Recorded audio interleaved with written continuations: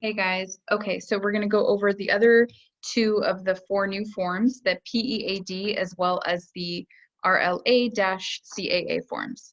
Okay, so the first one is going to be frustrating, the PEAD form, and the reason is because you're going to have so many of these versions of this form per file per client.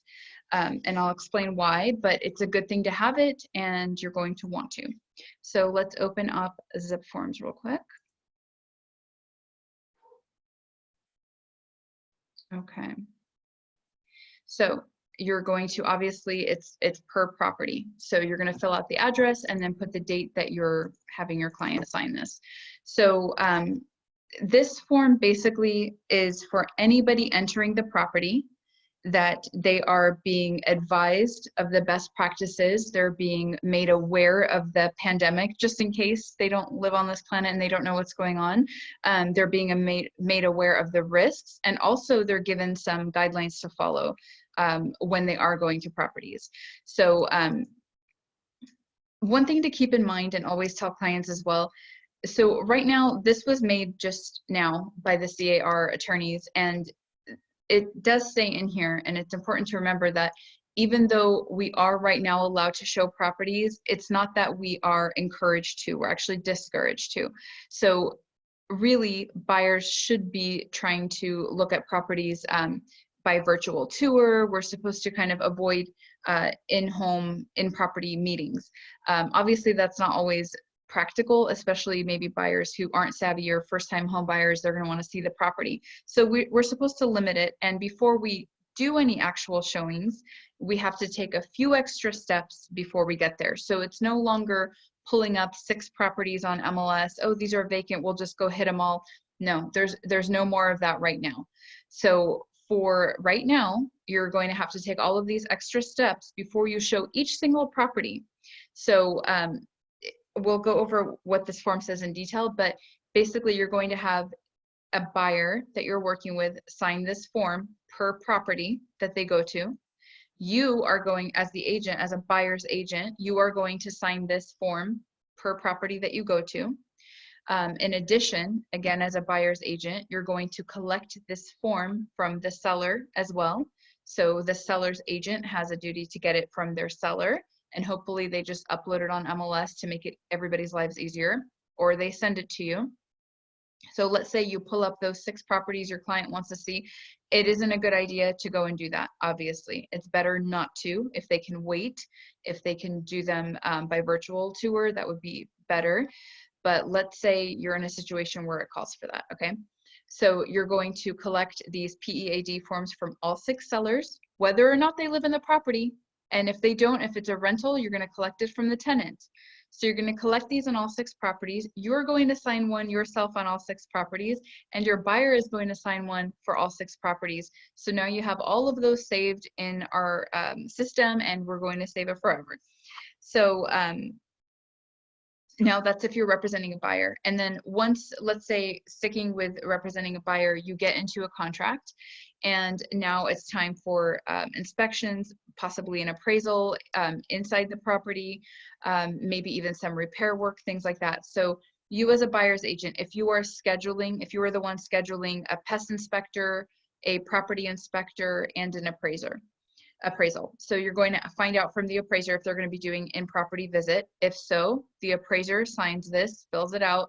You keep it for your records. You give it to the seller for their records. That's if they're going to be in the property. If you have a pest inspector and a home inspector, if they agree to be there and come in and do an inspection, you get each of them to sign one. You now have a version of this from them, and you also share it with the other party. If the seller is the one scheduling, then they're going to get that and they're going to give it to us because it's really a buyer hiring the inspectors, right? Let's say you ask for repairs and the seller agrees to do some repair work. The seller, and we didn't order the repairs, we don't know who it's through, the seller can worry about getting that repair person to sign one for their file, right? For their records. We don't have to get that because we're not really the ones scheduling it. So anybody that we have through that property that we kind of have booked or something to get in the property to facilitate the actual transaction, we're going to get one of these forms signed by them. And now let's go to the other side. If you're representing a seller, you yourself are going to sign one of these. Your seller is going to sign one of these. Upload it into MLS to make everybody's life easier, or on MLS, you simply write to agents in the agent remarks to contact you before any showing, to give you a call, not a text, not an email, give you a call. The agent's going to call you. You're going to say, okay, I have the PEAD form. My seller has also advised me these are their requirements. This is what we want. Maybe the seller says, I want to make sure all the buyers have seen the photos, have seen it online, have seen a virtual tour, or have a full loan approval. Whatever the seller's requirements are, you as a listing agent are going to accommodate that. You're also, before you make the appointment and when you give them the PAD, you're also going to collect the PEAD from the buyer's agent and from the buyers, anybody that's going to be there. Well, hopefully it's just the buyers only, not anybody extra. But as a seller's agent, to protect your seller, you're going to collect that from whoever's going to be entering the property, right? And once you're in a contract, so you're going to collect these from everybody that's showing the listing. Once you're in a contract, you're obviously going to have the version from the buyer and the buyer's agents already, but anybody who comes through, the inspectors, the same that we just talked about, if you're representing buyer, you're going to collect it. So whoever gets that signed by inspectors, doesn't matter, just share it with everybody. Everybody needs it for their file. Okay, so let's quickly talk about what the actual form says. So talks about the risk of exposure, the stay-at-home orders. So you're going to go by the more restrictive of all of the rules, whether it's the state, the county, the city, or your seller. Whoever has the more strict rules, that's what you're going to follow. So if the state says, yeah, go for it, go, open house, but the county that we live in or the city that the property's in or something, they say that we can't do open houses, well, guess what? We're not doing open houses. Right now, it's kind of all the same. We are essential, so we can, if we have to, show properties and do that, but we can't do open houses. We can't do certain things like paper flyers at the property. We also, in addition to being allowed to, we have to do it with restrictions and by following the CDC guidelines on how to handle showings and meetings and things like that. So basically it's kind of letting everybody know of that, because some people don't know. We know, we're agents and we do this and we're following this 24 hours a day, but a lot of people have no idea what they're allowed to do or how they should kind of conduct themselves when they're going to a property. A lot of people will bring their in-laws and their neighbors and their kids to a showing. No more of that. It is highly limited at this point.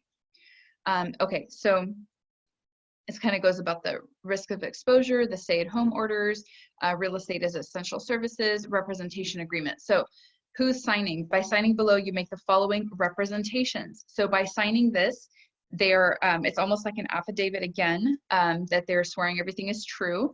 So you're either the seller, the landlord, tenant, or somebody allowed to enter the property for inspections, or you're a prospective or an actual buyer, you're a tenant, you're a real estate agent, anybody that's in the property, inspectors, etc. That's who's going to be signing this. So everybody we just listed a few minutes ago. You understand that visiting the property may be dangerous. The safer at home, shelter in place orders are at your own risk if you're breaking them, violating them, or just choosing not to take their suggestions.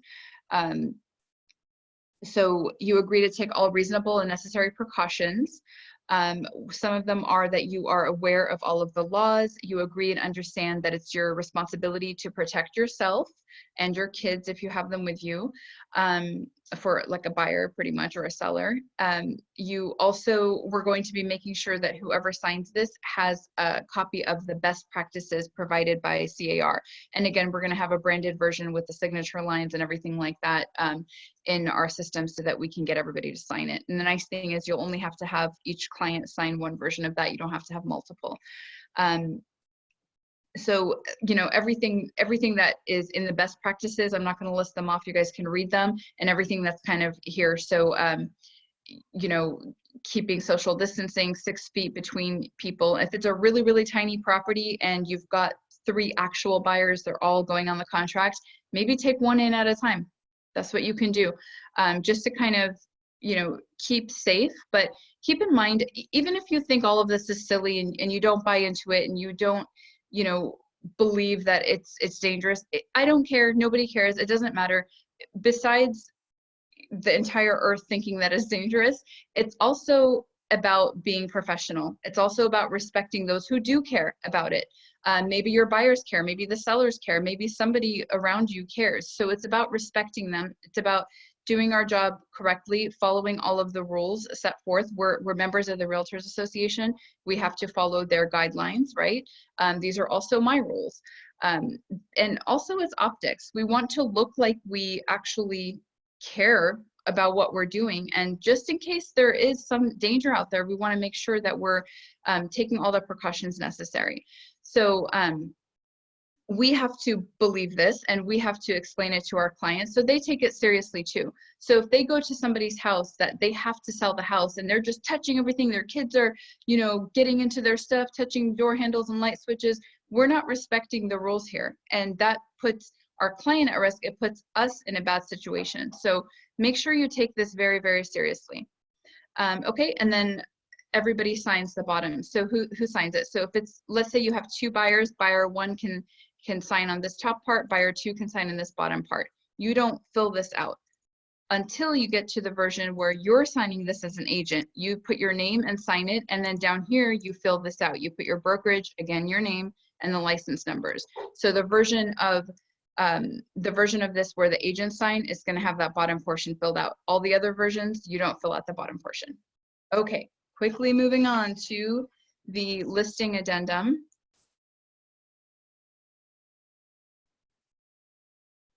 Okay, so the listing addendum or amendment. So same as we talked about with the CBA, where it's either, not CBA, yeah, CBA, where it's either an amendment or an addendum. So if you have an existing listing contract right now, it's already signed, everything like that, obviously you're going to be attaching this to that listing agreement as an amendment of the existing terms. It's changing certain terms. If you were taking on a brand new listing tomorrow, you are going to not check this box because it is simply an amendment being attached to the listing agreement. And on the listing agreement, you're going to note that you're attaching this addendum. So your seller is seeing all of it together. It's all one big contract. So this, you basically just have to read it and go through it in detail with your seller. Your seller has to be made aware of all of the same stuff that we talked about with the PEAD. Once they're made aware of that and potential liability, potential risk of opening up their property or a property they own that's vacant or a property they own with a tenant in it, doesn't matter. They have to be made aware of all of this by us. That's our job, right? We're here to guide them with certain things. We're not taking on all the liability as being, you know, working for the CDC and this is our job knowing all the details. No, but it is our job to at least inform them of what's going on. And the fact that we have these forms, we should use them. So it says right here that they have access to these legal documents, which includes the best practices guidelines that they'll be signing and seeing as well. They'll go through that. It'll give them an idea of how they should take care of their home. Maybe that includes keeping all the lights on. So when prospective buyers come through the property, they don't have to touch the light switches, keeping all the doors open. Maybe having you or your seller could have a pile of the shoe covers there, some gloves, a little trash can, some hand sanitizer, hand soap. Just basically pretend it's a hospital. Take those measures. So the seller is going to come here and decide what they want. So pre-sale, so while you're marketing it, and also post-acceptance while you're in a contract. Do they want you to, you know, get a virtual tour? So pay somebody $100 to get a really nice virtual tour and use that for your marketing. That's what we're encouraged to do. That's what we should do. Are they allowing a sign installation? Are they allowing you to go in and do the Avid and things like that? So basically go through each of these with them and have them fill it out. You don't fill it out for them, obviously. And then number 3, broker marketing plan. So when you took the listing, or if you have I mean, this is more so if you're using it as an amendment. So when you took the listing, if you attached a marketing plan to it and now you have to change your marketing plan, for instance, now you're going to add a virtual tour and you're going to remove the idea of having paper flyers and materials there and remove the idea of doing open houses.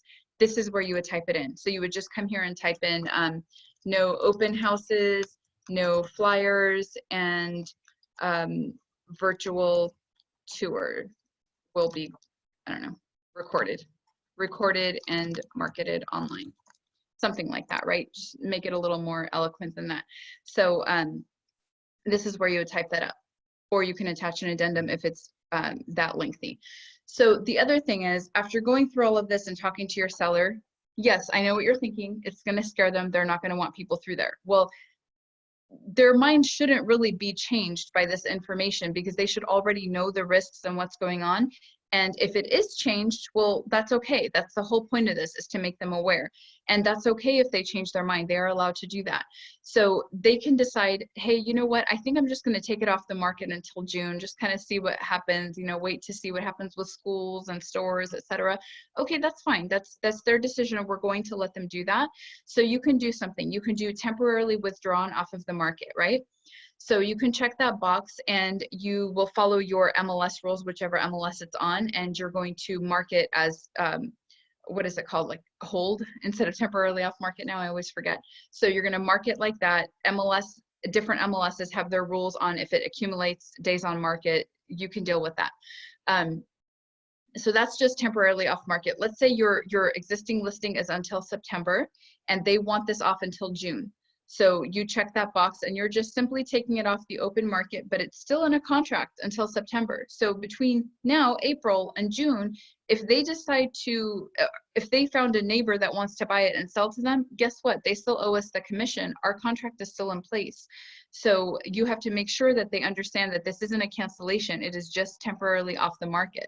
So make sure that they understand that. But let's say your listing agreement ends in June and they want to wait until June, but you want those extra, let's say 3 months to market the property after. So you're going to check B as well. And you're going to say that, okay, since you want it off the market, let's go ahead and extend the contract through sometime in September to allow us to take it off the market for 2 months and then allow me 3 additional months to market it after. So that's what that means. And then this kind of goes over the scope of the duty of the brokerage.